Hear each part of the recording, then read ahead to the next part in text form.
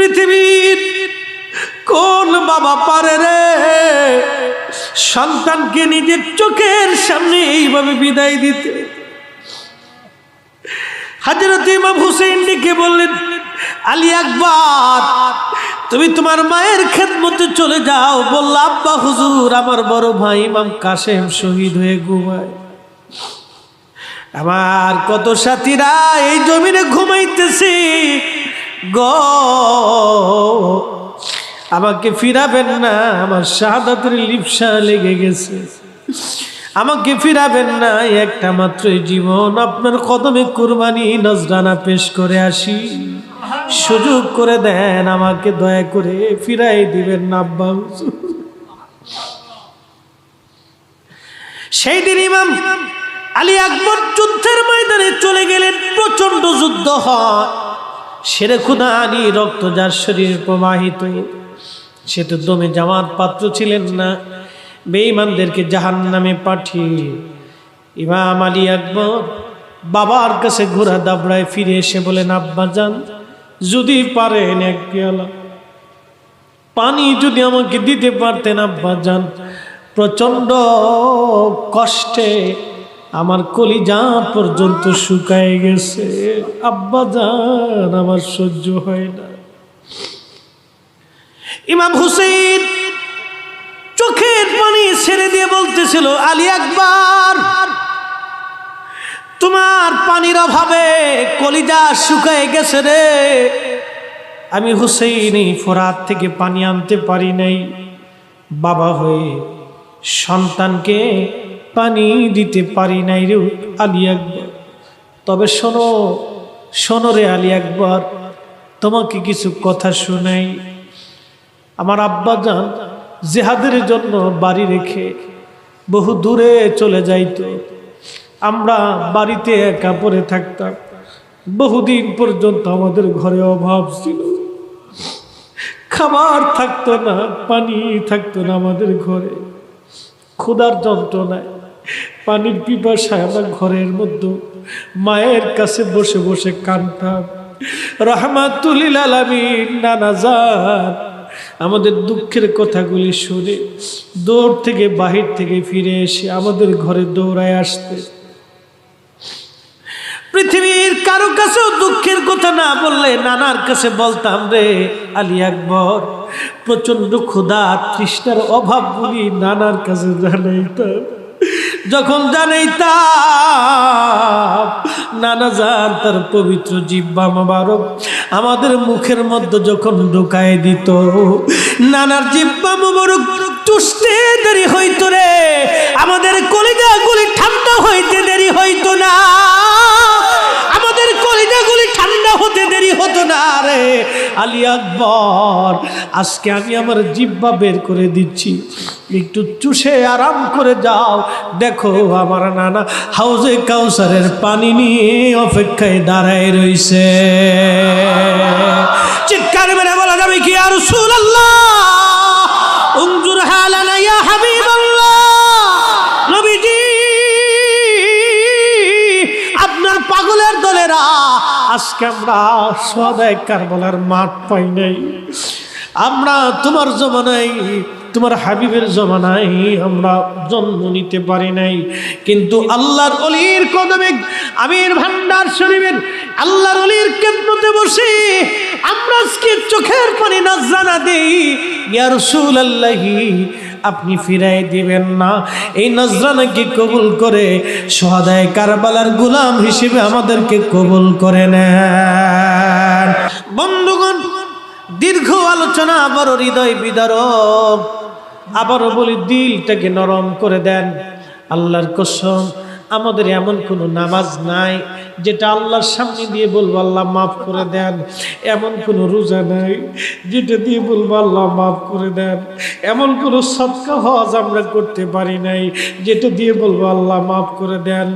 মেশরের কঠিন মাঠে ডাক দিয়ে বলবো, ইয়া আল্লাহ, আমাদের জীবনের কিছুই নাই, তোমার ওলির দরবারে বসে আওলাদের রাসূলের কষ্টের কথাগুলি শুনে শুনে চোখ বেয়ে পানি পড়েছিল, এই পানিগুলি নজরানা দিলাম, আল্লাহ মাফ করে দেন, ক্ষমা করে দেন আল্লাহ, ক্ষমা করে দেন আল্লাহ, ক্ষমা করে দেন। আপনার হাবিবের প্রেমে আমাদেরকে মাফ করিয়া দেন। আমি ফরিদের বিশ্বাস, আমি ফরিদের বিশ্বাস, আল্লাহ আমাদেরকে ফিরাবে না, আল্লাহর নবীর কদম থেকে আমাদেরকে জুদা করে দেবে না। খুবই মনোযোগ, সময় কম, কথা আমার বেশি, সরাসরি ওয়াজে চলে যাচ্ছি। 7ই মুহররম ইমাম হুসাইন যখন পানি বন্ধ করে দেওয়া হলো, 9 মুহররম রজনী এসে গেছে, পানি নাই। পানির অভাবে আওলাদে রাসূলের পুরা কাফেলার ভিতরে নীরব হাহাকার চলতে লাগলো। ছোট্ট কোলের বাচ্চাটাকেও সেদিন পানি দেওয়া হয় নাই। আওলাদে রাসূল বহু চেষ্টা করলেন পানি আনার জন্য, কিন্তু একটাই কথা, বায়াত মানো, পানি দিব, মা না মানলে পানি হবে না। আওলাদে রাসূলের একটাই কথা, নিজের জীবনের সব দিতে পারি, নানার সুন্নতকে জমিনে ভুলণ্ডিত হতে দেব না। উহুদের জমিনে যেই দান শহীদ করে দিয়ে আমার নানাজি কালেমার দাওয়াত তামাম দুনিয়াতে পৌঁছাইছে, যে দিন রেখে গেছে, আদর্শ রেখে গেছে। আমি আজকে হুসাইন যদি বাতিলের কাছে মাথা নত করি, আমার নানার আদর্শ চিরদিনের জন্য ভুলণ্ডিত হবে। আমার নানার উম্মতেরা সারা জীবন বাতিলের কাছে মাথা নত করে থাকবে, কোনোদিন তারা মাথা উঁচু করতে পারবে না। সেই দিন ইমাম হুসাইনের শাহাদাতের মাধ্যমে আজকে প্রমাণিত হয়েছে রাহমাতুল লিল আলামিনের দিন কোনোদিন মাথা নত করবে না। এই কালেমার পতাকা সারা জীবন আকাশে উড়তেই থাকবে, বন্ধ হবে না।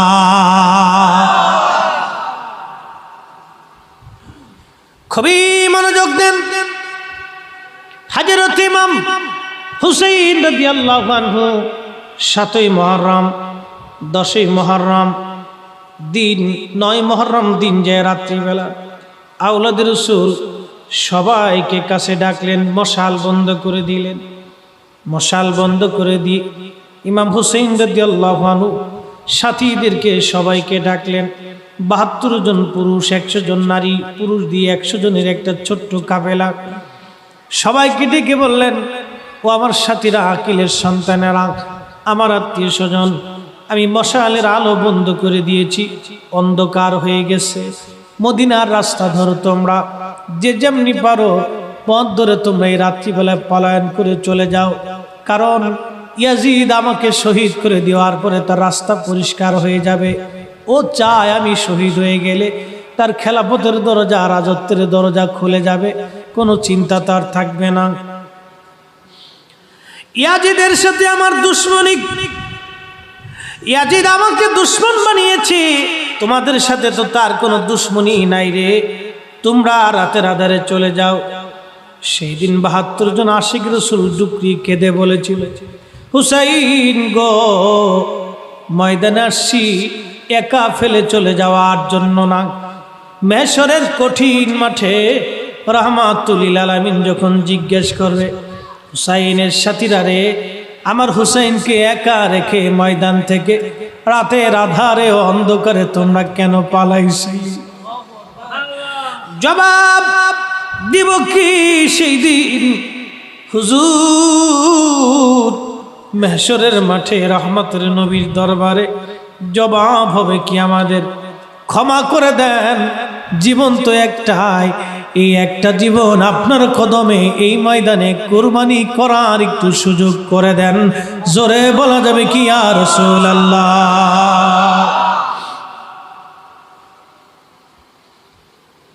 হযরত ইমাম জয়নুল আবেদিন কারবালার বেঁচে যাওয়া একমাত্র পুরুষ সাক্ষী।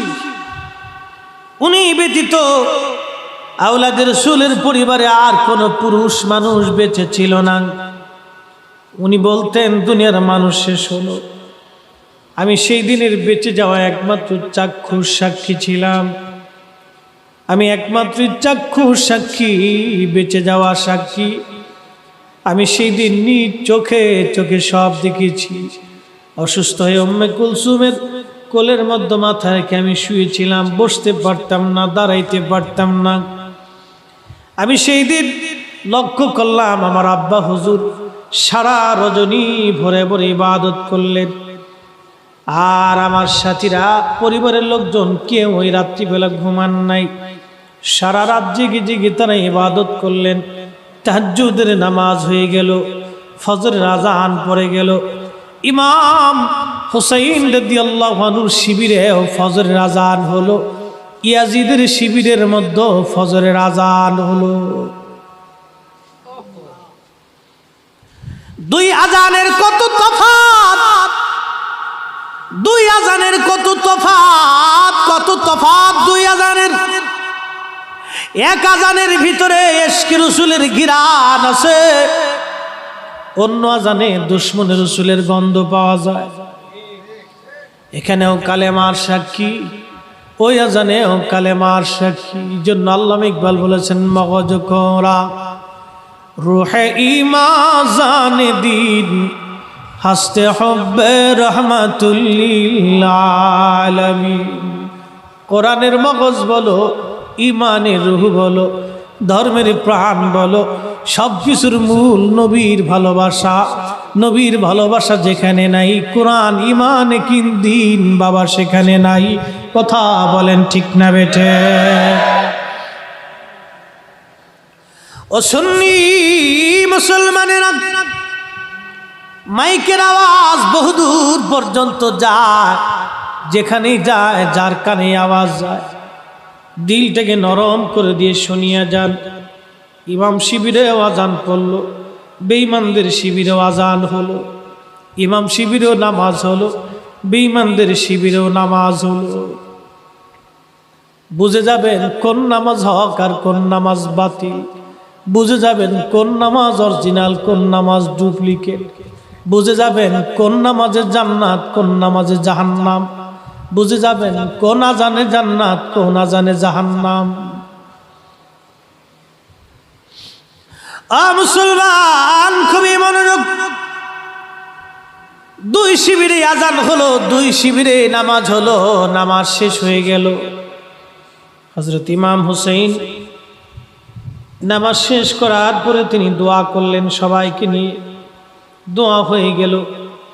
দোয়া হয়ে যাওয়ার পরে সবাইকে বললেন, সাথীরা আপনজনের কাছ থেকে বিদায় নাও, আর কোনোদিন আপনজনের কাছ দেখা হবে না গো। মনে রাখবে আজকে রজনী শেষ রজনী, রজনীর পরে আর কোনো রজনী আসবে না। হযরত ইমাম হুসাইন যখন সবাইকে বিদায় দিলেন, সবাই চলে গেল যার যার কাছ, আপনজনের কাছ থেকে বিদায় নেওয়ার জন্য। সন্তান গেছে মার কাছে, স্বামী গেছে বিবির কাছে বিদায় নিতে। বিদায় নিয়ে আসার পরে ইমাম হুসাইন ডান পাশে হযরত আব্বাস সালামদারের হাতে কালেমার পতাকা দিলেন। দিয়ে বলেন, আব্বাস সালামদার জীবন দিবি, কিন্তু নানার পতাকা তুই জমিনের মধ্যে পড়তে দিবি না রে। জীবন দিবি, এই পতাকা যেন জমিনের মধ্যে পড়ে না যায়। সুন্নির আরেক ওই পতাকা এখনো তামাম পৃথিবীতে উড়ে আল্লাহর ওলিদের মাধ্যমে। কথা বলেন ঠিক না বেটি? ওই পতাকা এখনো উড়ে আল্লাহর ওলিদের মাধ্যমে। ও সুন্নি, পতাকার নিচে যদি থাকো তাহলে ওই পতাকায় নিয়ে মেহশরের মাঠে উঠতে পারবা। পতাকা ছেড়ে যদি চলে যায়, পতাকার কাজ পতাকা করবে। পতাকাওয়ালার মালিক, আর এই পতাকা যিনি উড়িয়েছেন তিনি রাহমাতুল লিল আলামিন। পতাকা উড়বেই। আমরা যারা পতাকার নিচে আসি আমরা ধন্য, যারা পতাকা ছেড়ে দিয়েছে ওদের বদকপাল বদনসিব।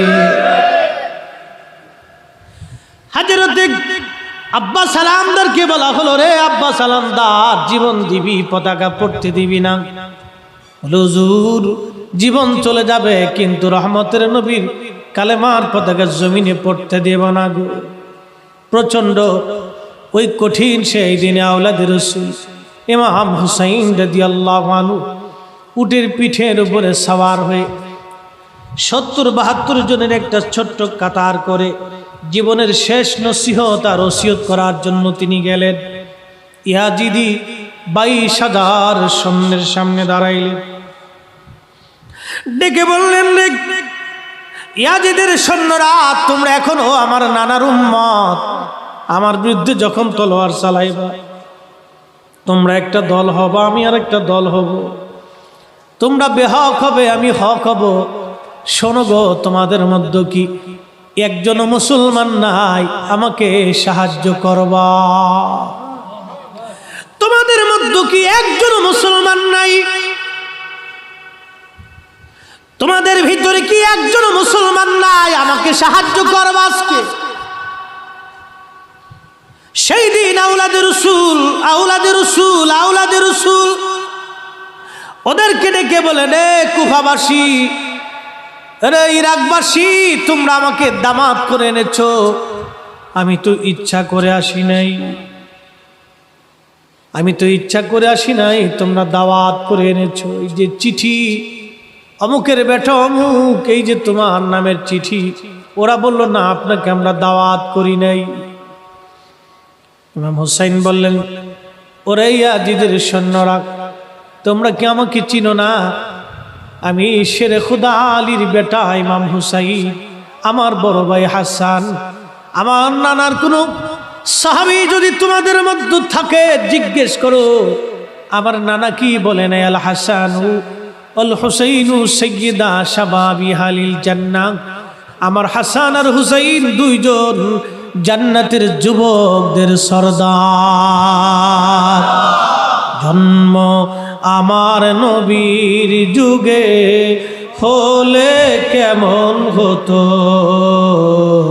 জন্ম আমার নবীর যুগে হলে কেমন, দুনয়নে রসুল পাক দেখলে কেমন হতো, দুনয়নে রসুল পাক দেখলে কেমন হতো, জন্ম আমার নবীর যুগে হলে,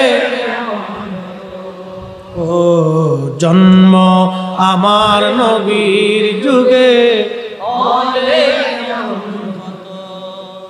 আসতো বেশে হজরতে বেলালের মধুর আজান, যেই আজানে ছিল এমন প্রেম মুগ্ধ রহমান, দয়াল নবীর পিছে নামাজ পড়লে কেমন হতো, ও জন্ম আমার নবীর যুগে হলে কেমন হতো, জন্ম আমার নবীর যুগে হলে কেমন হতো।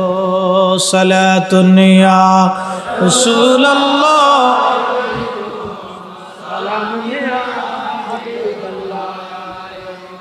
সালাতুন ইয়া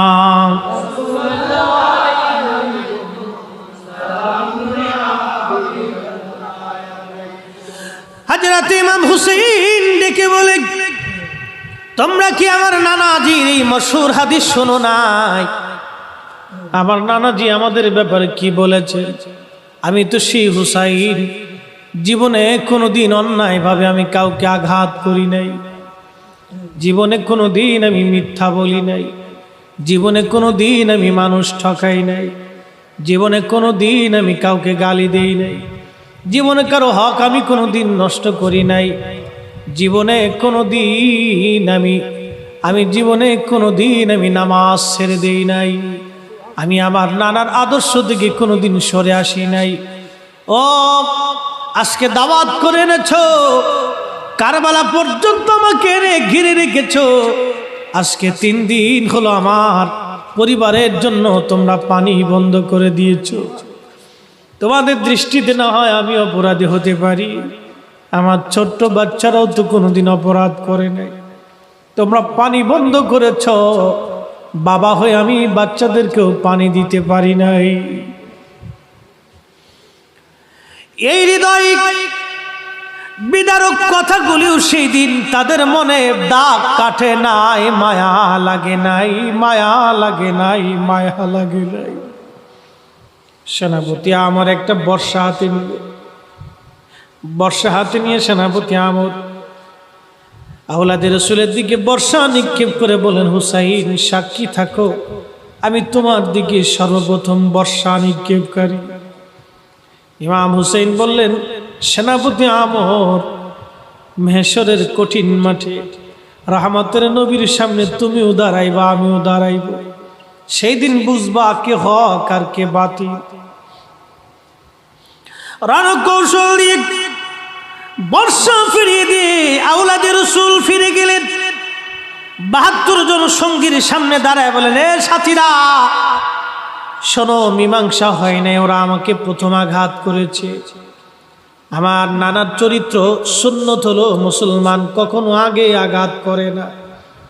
মুসলমান আক্রান্ত হওয়ার পরে জবাব দেয়, ওরা আমাকে আগে আঘাত করেছে, আর সময় নেই, আজকেই যুদ্ধ হবে, আজকে আমাদের জীবনের শেষ দিন রে, আর কোনোদিন আমাদের জীবনের সূর্যের উদয় হবে না রে। সাথীরা তৈরি হয়ে নাও। প্রচন্ড যুদ্ধ শুরু হয়ে গেল। প্রচন্ড যুদ্ধে আওলাদে রসুলের বাহিনীর সামনে ২২,০০০ ইয়াজিদি সৈন্য দাঁড়াইতে পারতেছিল না। সেনাপতি আমর চিন্তা করলে এইভাবে হবে না, এক এক করে মল্ল যুদ্ধ দিয়ে ডেকে এনে এনে হত্যা করতে হবে, নতুবা তাদের সাথে পারা যাবে না, কারণ হাশিমি রক্ত আর আল্লাহ রসুলের রক্ত যাদের শরীরে প্রবাহিত, শেরে খুদা আলীর রক্ত যার শরীরে প্রবাহিত, এদের সাথে কোনোদিন যুদ্ধ করে পারা সম্ভব হবে না রে। মল্ল যুদ্ধ ডেকে এনে তাদেরকে হত্যা করা লাগবে। হযরতে ইমাম হুসাইনকে প্রস্তাব দিল, আমরা মল্ল যুদ্ধ করতে চাই। আওলাদে রসুল বললেন, আমরা নবীর বংশের সন্তান, বাতিলের কাছে কখনো মাথা নত করি নাই, আজকেও করব না। তোমাদের চালাকি বুঝতে পেরেছি, কিন্তু না, আমরা এখানে শাহাদাতের অমীয় সুধা পান করার জন্য এসেছি, নানার দ্বীনের জন্য শহীদ হওয়ার জন্য এসেছি, পালিয়ে যাওয়ার জন্য আসি নাই। আওয়াজ তুলে বলা যাবে কি আল্লাহু আকবার। ও সুন্নিরা, যদি আহলে সুন্নাত ওয়াল জামাতের জন্য, রাসূলে কারীমের ইজ্জতের জন্য, আল্লাহর ওলিদের পক্ষে জিহাদের ময়দানে যাওয়ার প্রয়োজন হলে আমরা জিহাদের জন্য প্রস্তুত আছি না নাই? মুসলমানেরা খুবই মনোযোগ দিয়ে শুনিয়া যান। সেই দিন ইমাম হুসাইন রাদিয়াল্লাহু আনহুর সাথে মল্ল যুদ্ধ হলো। শহীদ হতে হতে একে একে সবাই শহীদ হতে লাগলো। শেষ পর্যন্ত হযরত ইমাম কাসেম রাদিয়াল্লাহু আনহু 19 বছরের বয়স, হযরত ইমাম হাসান রাদিয়াল্লাহু আনহুর বড় ছেলে, ইমাম হুসাইন রাদিয়াল্লাহু আনহুর কন্যা হযরত সাকিনা রাদিয়াল্লাহু আনহার সাথে 1 মাস আগে কেবল শাদী হয়েছিল, তখনও হাত থেকে মুছে যায় নাই। ইমাম কাসেম রাদিয়াল্লাহু আনহু যুদ্ধের পোশাক পরে ইমাম হুসাইনের সামনে দাঁড়ায় বলতেছিলেন, চাচা হুজুর বিদায় দেন, আর কোনোদিন দুনিয়াতে দেখা হবে না। ইমাম হুসাইনের চোখ বেয়ে বেয়ে পানি পড়তেছিল।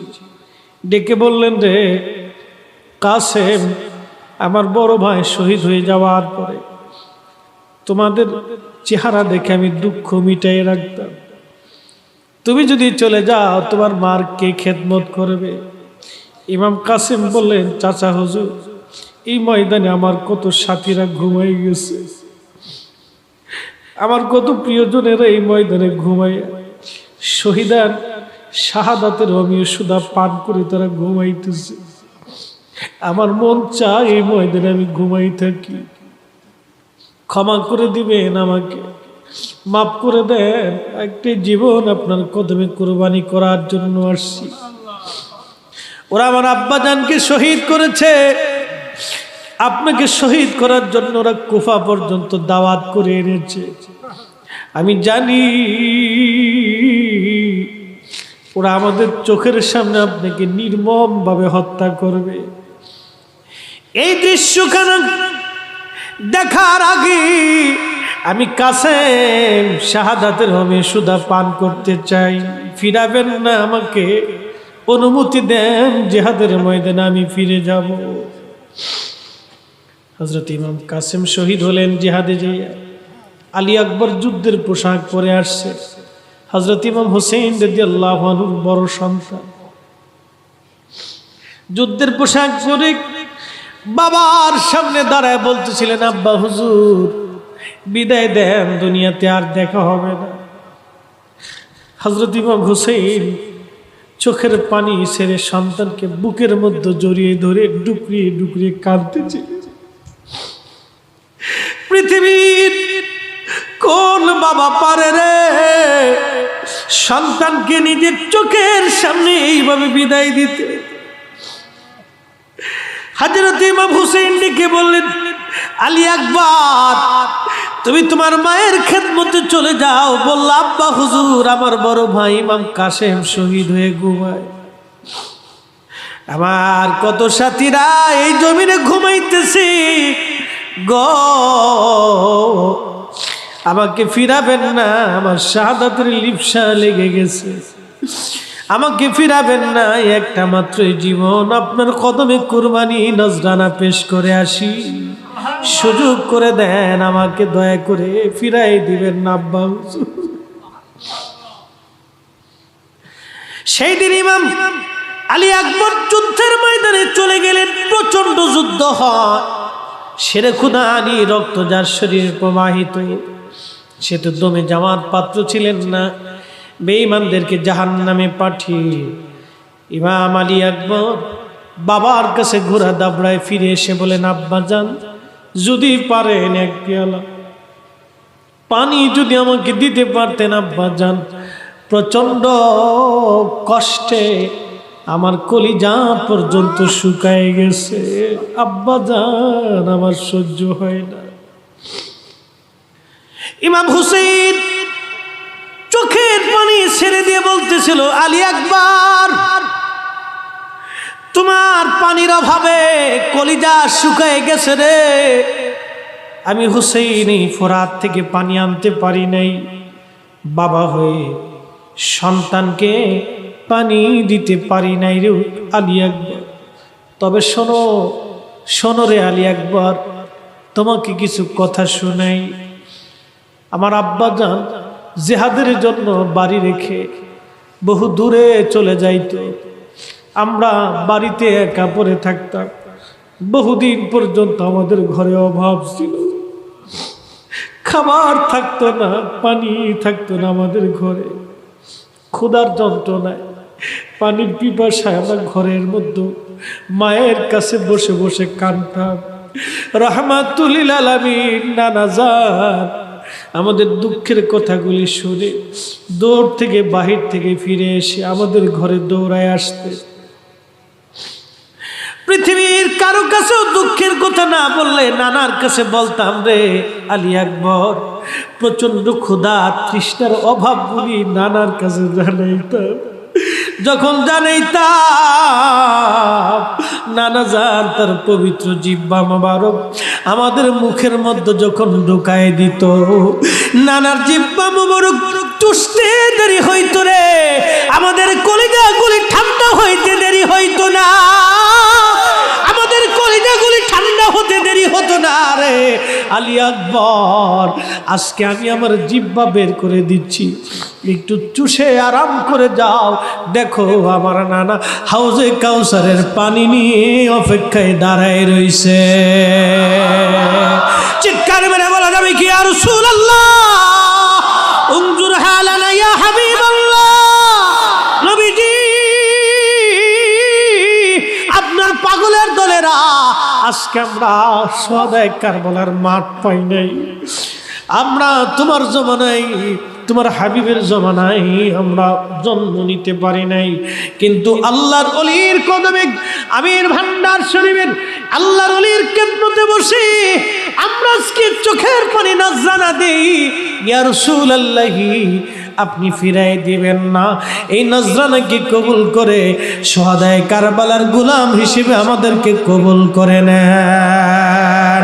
ইয়া রাসূলুল্লাহ ইয়া হাবিবাল্লাহ ইয়া রাসূলুল্লাহ আমার মৌত নিদান কালে থাকি নবীজি আমার শিয়রে, করিব চুম্বন কদম ধরিয়া, করিব চুম্বন কদম ধরিয়া, ইয়া রাসূলুল্লাহ ইয়া হাবিবাল্লাহ ইয়া রাসূলুল্লাহ।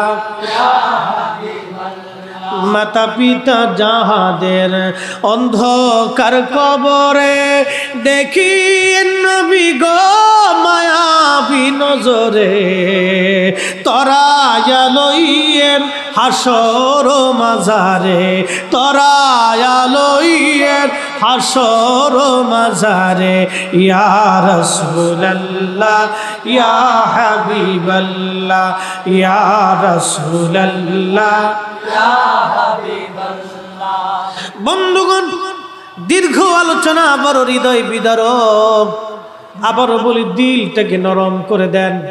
আল্লাহর কসম, আমাদের এমন কোনো নামাজ নাই যেটা আল্লাহর সামনে দিয়ে বলবো আল্লাহ মাফ করে দেন, এমন কোনো রোজা নাই যেটা দিয়ে বলবো আল্লাহ মাফ করে দেন, এমন কোনো সদকা হজ আমরা করতে পারি নাই যেটা দিয়ে বলবো আল্লাহ মাফ করে দেন।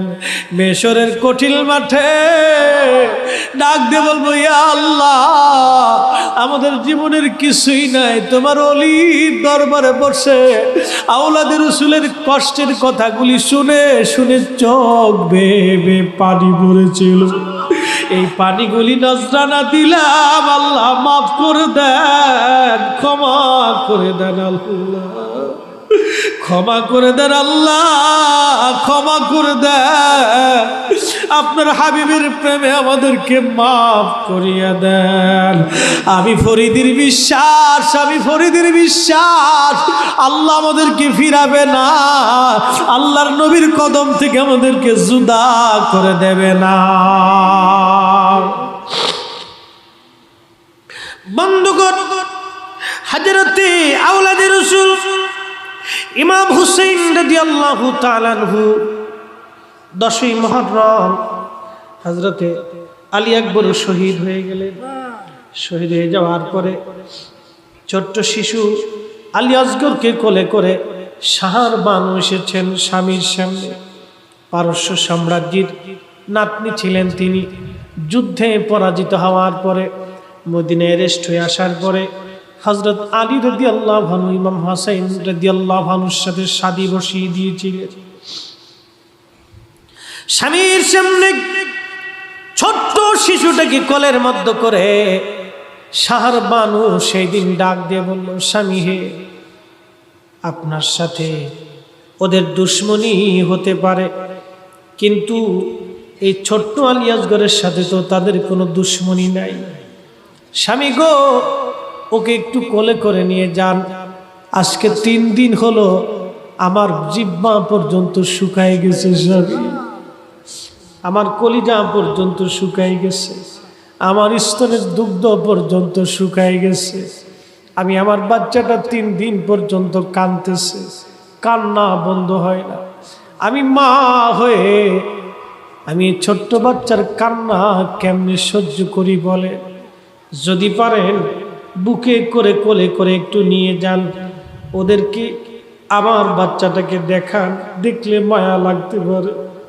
বড় আশা নিয়ে ইমাম হোসেন ছোট্ট আলী আসগরকে কোলে করে নিয়ে গেলেন। 22,000 ইয়াজিদের সামনে দাঁড়ায় বলে, ও ইয়াজিদের সৈন্যরা, তোমাদের দৃষ্টিতে আমি অপরাধী হতে পারি, কিন্তু আমার ছোট্ট বাচ্চা তো কোনো অপরাধ করে নাই। তোমাদেরকে অনুরোধ করি, মিনতি করি, আমাকে একটু পানি দাও, আমি বাবা হয়ে আমার সন্তানকে পানি দিতে পারিবে। আজকে 3 দিন হলো আলী আসগরের কান্না বন্ধ হয় না রে। যদি বিশ্বাস না করো আমার আসগরকে নিয়ে তোমরাই পানি পান করায় দাও, আমি দিয়ে দিচ্ছি, তোমরা আমি আলী আসগরকে পানি পান করায় ফিরে দাও। নিষ্ঠুর বেঈমানদের মনে সেই দিন মায়া লাগে নাই, দয়া লাগে নাই, দয়া লাগে নাই। বেঈমান ডেকে বলে, হুসেইন অপেক্ষা করো রে, জনমের পানি তোমাকে পান করাইব। 20 মাখা তীর ইমামের দিকে ছুঁড়ে মারা হলো। তীরটা এসে ইমাম হুসাইনের কোলের মধ্যে রাখা ছোট্ট শিশু আলী আসগরের গলাধঃকরণ করে কলিজা বিদীর্ণ হয়ে বাবার কোলের মধ্যে বাচ্চাটা শহীদ হয়ে গেল। ফিনকি মেরে মেরে তাজা রক্তগুলি বাবার কোল ভিজিয়ে দিল। ইমাম হুসাইন সন্তানটাকে কোলের মধ্যে নিয়ে আকাশের দিকে তাকায়, বারবার ডেকে বলি, ইয়া রব, আপনি সাক্ষী থাকেন, ওরা আমার সন্তানটাকেও শহীদ করেছে, পানি দেয় নেই। আর ওই বুঝি রে যাই রে শুনা, কারবালার মাতম জারি। কান্দে ইমাম হুসাইন বিনয় করি, আলী আসগরের লাশ বুকে ধরি। কান্দে ইমাম হুসাইন বিনয় করি, আলী আসগরের লাশ বুকে ধরি। এক ফোঁটা পানি দিল না ওরা, বুকেতে তীর দিল মারি।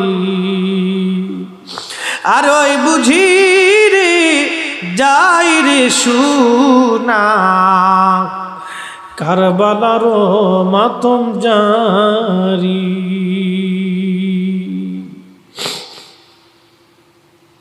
সন্তানকে বুকে করে তাবুর পাশে যায় ডাক দিছে, বিবি আসো গো, আমি আসগরকে পানি পান করায় নিয়ে আসছি। বিবি দৌড়ায় বের হয়ে আসছে, দেখে বাবার কোলের মধ্যে সন্তানের লাশ। হযরত ইমাম হুসাইন ডেকে বলে, বিবি রে, আমি আমার আসগরকে এমন পানি পান করাইছি, দেখো আমার নানা রাহমাতুল লিল আলামিন থেকে হাউজে কাউসারের পানি পান করেছি। বিবি রে, বিবি রে, তুমি তাকায় দেখো আমার আসগর কেমন পানি পান করাইছি, আর কোনদিন তোমার কাছে পানির জন্য বিরক্ত করবে না রে বিবি, কোনদিন তোমাকে কষ্ট দেবে না হে বিবি। বিবি রে, আমার আসগর কেমন পানি পান করাইছে, আর কোনদিন তোমাকে কষ্ট দেবে না। ইমাম জয়নুল আবেদিন বলেন, আমি সেই দিনের বেঁচে যাওয়া পুরুষ সাক্ষী ছিলাম। আমার আব্বা হুজুর, এবার আব্বা সালামদার রাদিয়াল্লাহু আনহু আসলেন কালেমার পতাকা হাতে নিয়ে, এসে বললেন, ভাইজান, এতক্ষণ পর্যন্ত পতাকা ধরে রাখছি, ভুলম্বিত হতে দেই নাই, চোখের সামনে সবাই শহীদ হয়ে গেছে, পানির বিনিময়ে ওরা আসগরকেও শহীদ করেছে। এক একটা শাহাদাত আমার কলিজার ভিতরে বিদীর্ণ, হাজারবার মৃত্যুর চাইতে বড় কষ্ট আমার হয়। আমাকে একটা মশক দেন, ফোরাত থেকে পানি নিয়ে আসি। হযরত আব্বা সালামদার পানি আনতে গেলেন, যাই দেখলেন হাজার হাজার ইয়াজিদি সৈন্যরা ব্যারিকেড দিয়ে দাঁড়ায় রয়েছে। জিজ্ঞেস করলেন, তোমরা কারা? মুসলমান না খ্রিস্টান না ইহুদি? ওরা বলল, আমরা মুসলমান। যদি তোমরা নিজেদেরকে মুসলমান দাবি করেই থাকো, ইমাম শিবিরের জন্য আমি একটা মশক আনছি, এই মশক ভরে একটু পানি দাও। সবাই পানির তৃষ্ণায় আর্তনাদ করতেছে। যদি তোমরা মুসলমান দাবি করো, ওরা বলল, রে আব্বা সালামদার, জীবন চাইলে নিয়ে চলে যাও, পানি হবে না। হযরত আব্বাস সালামদার বললেন, পানি না নিয়ে আমি ফিরে যাব না, আমার জীবন চলে যাবে। ময়দানে জীবন দেওয়ার জন্য আসছি, ঈমান বিক্রি করার জন্য আসি নাই, শাহাদাতের জন্য এসেছি, বেঈমান হওয়ার জন্য আসি নাই। সুন্নিরা জমিনে হায়াত আমাদের একবার, মৃত্যু আমাদের একবার। বেঈমান হয়ে কবরে যাব না, ঈমানদার হয়ে নবীর আশিক হয়ে কবরে যেতে চাই। কথা বলেন ঠিক না ঠিক?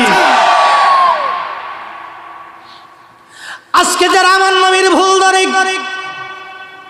আজকে যারা আল্লাহ রাসূলের আব্বা আম্মাকে কাফের জাহান্নামী বলে, আজকে যারা ঈদে মিলাদুন নবীর তাবারুককে পায়খানার সাথে তুলনা করে, আজকে যারা হুজুরে কারীমের হযরতে ইমাম হুসাইন রাদিয়াল্লাহু আনহুর বিরুদ্ধে ইয়াজিদ নামের আগে হযরত পিছনে রাহমাতুল্লাহ আলাইহি ব্যবহার করে, ওরাই জামানার দাজ্জাল, ওরাই ইহুদিদের দালাল। কথা বলেন ঠিক না বেঠে? মুসলমান খুব সাবধান করে বলে যাচ্ছি, তারা সাচ্ছে মুসলমান, তারা নামে মুসলমান। ইমানদারের ইমান নিয়ে করছে যারা খেলাম, এরাই তো আসলে এজিদেরই চালান। দাড়ি টুপি পাগড়ি আছে দেখতে মাওলানা, ভিতরে নাই নবী প্রেম ইয়াজিদে ভরা। আমার নবী বলেন, আল মারু মা মান হাব্বা, যে যাকে ভালোবাসে মেহশরের মাঠে তার হাসর নাসর তার সাথে হবে। আমরা ওলিদেরকে ভালোবাসি, কথা বলেন ঠিক? আমরা আহলে বায়াতকে ভালোবাসি, কথা বলেন ঠিক? আমরা সাহাবা ইকরামকে ভালোবাসি, কথা বলেন ঠিক? আমাদের হাসর নাসর মেহশরে ওই আল্লাহর নবী এবং সাহাবী আহলে বায়াত এবং আল্লাহর ওলিদের সঙ্গেই আমাদের হাসর নাসর হবে। আল্লাহর নবী বলেছেন, আল হাসান ওয়াল হুসাইন ইবনা, আমার হাসান আর হুসাইন আমার দুইটা সন্তান, বংশধর আওলাদ। মান আহাব্বাহুমা ফাকাদ আহাব্বানি, এদেরকে যারা মহাব্বত করবে আমি নবীকে তারা মহাব্বত করবে। আমার আহাব্বানি আহাব্বাহুল্লাহ, যে আমি নবীকে ভালোই বাসলো সে আল্লাহকে ভালোবাসলো। আমার আহাব্বাহুল্লাহ আদখালাহুল জান্নাহ, যে আল্লাহকে ভালোবাসলো আমার আল্লাহ জান্নাতি তারে বানায় দিল। তার মানে জান্নাতে পাওয়ার পূর্ব শর্ত হলো আহলে বায়াতকে ভালোবাসা। কথা বলেন ঠিক না ঠিক? আর এই ভালোবাসার জন্যই শুহাদা কারবালা মাহফিল। কথা বলেন ঠিক না ঠিক? বাংলাদেশে হাজার হাজার হাজার হাজার হাজার হাজার মসজিদ আছে, কিন্তু শুহাদা কারবালার মাহফিলের মাহফিল তো হওয়ার দূরের কথাও। মুহররম মাসে আওলাদের রাসূলদের স্মরণের কোনো আলোচনা হয় না, ফজিলতের বয়ান হয় না, আহলে বায়াতের ফজিলতের আলোচনা হয় না, শুহাদায়ে কারবালা নিয়ে চর্চা হয় না, শুহাদায়ে কারবালা নিয়ে আলোচনা হয় না, ইমাম হুসাইনের ত্যাগের আলোচনা করা হয় না। তার মানে বোঝা গেল এদের ভিতরে অবশ্যই কোনো না কোনো কারণ আছে। আছে না? আছে আছে আছে। বরং তারা আরো বলে ইয়াজিদের কোনো দোষ ছিল না। এর অর্থ থেকে বোঝা যায় ওরাই হলো বর্তমান জমানার ইহুদিদের দালাল। আমরা বললে বলে তোমরা আমাদের বিরোধিতা করো, আমরা বিরোধিতা করি না। আল্লাহর নবীর পক্ষে বলতে যায় যদি বাপের বিরুদ্ধেও চলে যায় তাও বলতে হবে, ঠিক না ঠিক? আল্লাহর হাবিবের ইজ্জতের পক্ষে বলতে যায় যদি বাপের বিরুদ্ধে অস্ত্র ধরতে হয় আমরা সুন্নিরাও তাতেও রাজি। কথা বলেন ঠিক? হযরত আবু উবাইদা ইবনে জাররাহ রাদিয়াল্লাহু আনহু তিনি নিজের বাপকে হত্যা করেছিলেন বদরের যুদ্ধে। বাপ খুব মনোযোগ, খুবই মনোযোগ। জান্নাতের সুসংবাদ প্রাপ্ত সাহাবী আবু উবাইদা রাদিয়াল্লাহু তাআলা আনহু হযরত ইমাম হুসাইন রাদিয়াল্লাহু আনহুর সামনে আব্বা সালামদার বললেন, হুজুর মশক দেন আমি পানি নিয়ে আসি। হযরত আব্বা সালামদার মশক নিয়ে গেলেন পানি আনার জন্য। হাজার হাজার ইয়াজিদি সৈন্যরা দাঁড়ানো, ওখানে একজনও বাবা ইহুদিও ছিল না, খ্রিস্টানও ছিল না, সব কয়টাই কালমা পড়নেওয়ালা মুসলমান ছিল।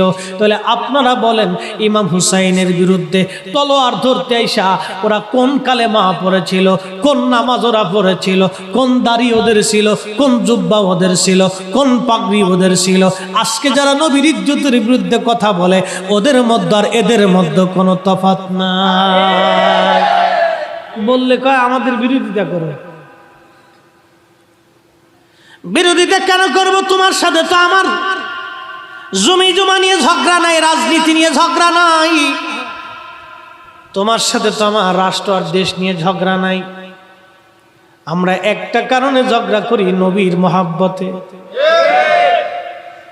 রাসূলের প্রশংসা শুনলে সুন্নিদের কলিজা বড় হয় না ছোট হয়?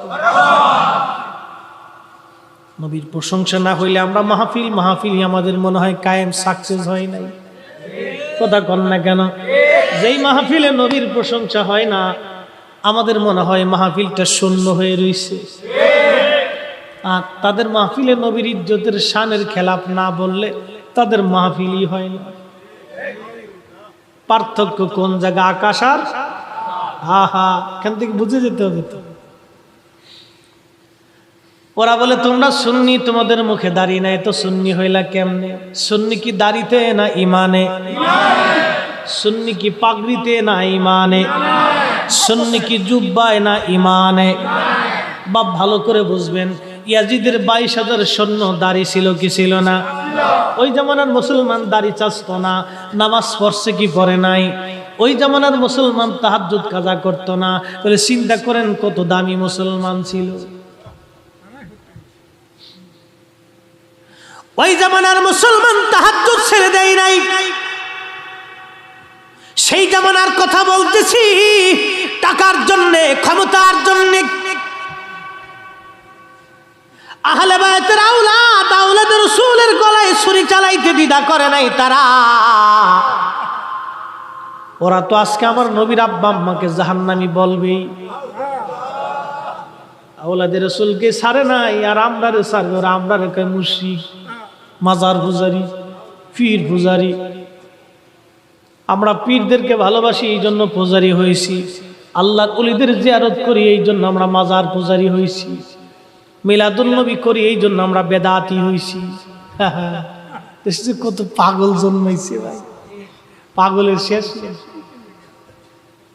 শোনেন মুসলমানের, আব্বাস আলান্দারের উত্তরাধিকার, আব্বাস আলান্দারের উত্তরসূরিরা হযরত আব্বাস আলান্দার ডেকে বলল, রে কুফাবাসী, পানি নেওয়ার জন্য আসছে, হয় পানি দিবি নাই জীবন দিব।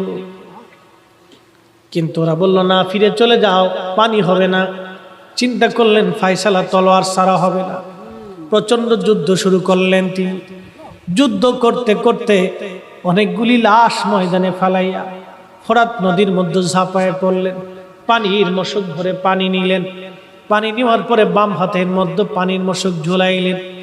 ঝোলাইয়া ঘোড়ার পিঠের উপরে চড়ে যুদ্ধ করতে লাগলেন। প্রচন্ড যুদ্ধ হয়। আব্বাস আলান্দার নবী বংশের সন্তান, রক্তে হাশিমি রক্ত শরীরের মধ্যে প্রবাহিত হয়। ওরা বুঝতে পারলো ওনার সাথে যুদ্ধ করে সম্ভব হবে না। সেনাপতি আমর বলল, এই পানি যদি ইমাম শিবিরে যায়, ইমাম হুসাইন যদি পানি পান করতে পারে, তাহলে তোমরা কেউ ময়দান থেকে যেতে পারবে না, সাবধান। এই পানি যাতে ইমাম হুসাইনের পরিবারের মধ্যে যেতে না পারে, যে কোনো মূল্যে আব্বাস আলান্দারকে হত্যা করা হোক। ওরা পিছন দিক থেকে আব্বাস আলান্দারের বাম হাতের কবজিদের বাম হাতের এই ঘাড় বরাবর পর্যন্ত আঘাত করলো। পিছন দিক থেকে আঘাত করার পরে হাতটা কেটে আলাদা হয়ে জমিনের মধ্যে পড়ে গেল। হযরত আব্বাস আলান্দার রাদিয়াল্লাহু আনহু পানির মশকখানা চেপে ধরলেন। পানির মশক ডান হাত দিয়ে চেপে ধরলেন। ডান হাতের মধ্যে তিনি পানির মশক ঝুলাইলেন। বাম হাত কেটে জমিনে পড়ে গেছে। রক্ত ঝরঝর করে অনর্গল রক্ত পড়তে লাগলো। রক্তের দিকে তাকান নাই, হাতের মায়া করেন নাই। জীবনের মায়া সব চাইতে বড় মায়া ছিল, কিন্তু না, জীবনের মায়াও তিনি করেন নাই। সেই দিন নবীর মায়া সবচেয়ে বড় মায়া ছিল, নবীর ভালোবাসা সবচেয়ে বড় ভালোবাসা ছিল। হযরত আব্বাস সালাম ডান হাতে যখন মশক ঝুলায় এক হাত দিয়ে তলোয়ার চালাইতেছিলেন, ওরা পিছন দিক থেকে আবার ডান হাত কেটে ফেলে দিল। ডান হাতটা কেটে দ্বিখণ্ডিত হয়ে জমিনে পড়ে গেল। রক্তের ফোয়ারা পানির মতো পড়তে লাগলো। পানির মশক যখন নিচে পড়ে গেছে, ওই অবস্থায় ঘোড়ার উপর থেকে তিনি লাফ দিলেন। হাত নাই, দুইটা হাতের একটা হাতও নাই, কিভাবে পানির মশক ধরবে? বীর মুজাহিদ আশিক রাসূল আব্বাস সালামদার কামড় দিয়ে পানির মশক খানার ফিতাখানা কামড় দিয়ে ধরে ইমাম হুসাইন রাদিয়াল্লাহু আনহু তাবুর দিকে দৌড় দিল। নিষ্ঠুর বেঈমানেরা বর্ষার আঘাত করে করে আব্বাস সালামদারকে ঝাঁঝরা করে দিল। জমিনের মধ্যে পড়ে গেলেন তিনি। পানির মশক ওরা ফুটা করে পানিগুলি ফেলে দিল।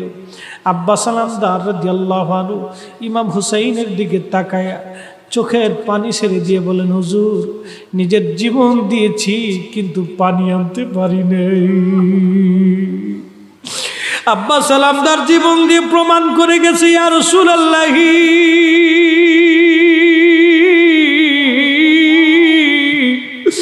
ভালোবাসি নবী গো, ভালোবাসি, ভালোবাসি আপনাকে, ভালোবাসি।